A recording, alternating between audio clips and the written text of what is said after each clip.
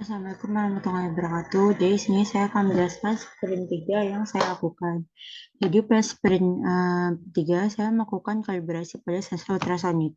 Tujuan saya melakukan kalibrasi yaitu untuk mengukur apakah jarak yang dihitung oleh sensor apakah sudah sesuai dan juga apakah sudah akurat pengukurannya.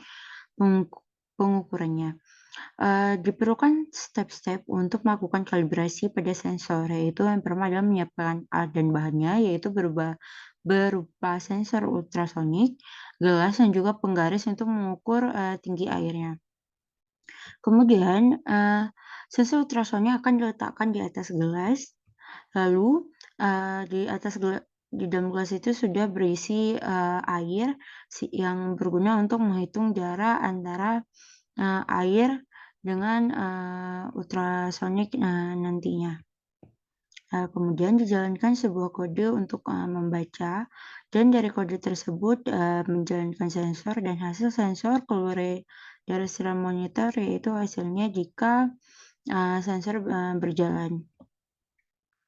Kemudian dilakukan kalibrasi sensor yang dimana ditempatkan gelas di bawah sensor, jadi akan dibaca jarak sensor. Kemudian ini juga akan dibandingkan dengan jarak air sebenarnya yang sudah diukur dengan penggaris. Yang pertama yaitu rangkaian dari sensor ultrasonik diletakkan kembali di atas gelas yang sudah berisi air, kemudian dijalankan sensor, dijalankan IDE-nya, dan hasil pada IDE didapatkan ketinggian air jaraknya sebesar 7 cm. Kemudian juga dilakukan perbandingan pada gelas yang menggunakan penggaris, dan juga di penggaris dihitung jarak airnya ke permukaan, yaitu pada tempat letakkan sensor, yaitu sebesar 7 cm, sehingga dapat dipastikan jika hasilnya konsisten dan juga hasilnya sudah sesuai. Sekian presentasi tentang sprint 3 yaitu kalibrasi. Baik, di sini saya akan menjelaskan tentang kalibrasi sensor kelembaban tanah yang dilakukan pada sprint 3 minggu ini.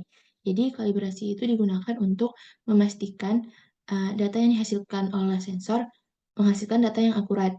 Jadi, dengan cara pertama menyiapkan 2 wadah yang berisi tanah. Satu wadah itu berisi tanah kering, satu lagi berisi tanah lembab. Lalu buatkan kode untuk membaca kelembaban tanah. Lalu masukkan sensor kelembaban tanah ke wadah yang berisikan tanah sebelumnya. Pastikan sensor masuk ke dalam tanah. Lalu jika kalibrasi dikatakan berhasil jika ketika sensor dimasukkan ke wadah tanah yang kering akan menghasilkan persentase yang lebih rendah dibandingkan hasil yang dihasilkan oleh sensor yang dimasukkan ke tanah lembab. Jika sensor menghasilkan nilai yang lebih tinggi pada tanah kering, maka kalibrasi tersebut dikatakan gagal. Jadi harus mengulangi kalibrasi lagi, mungkin dengan kode yang berbeda atau dengan percobaan-percobaan lainnya. Sekian penjelasan dari saya. Assalamualaikum warahmatullahi wabarakatuh.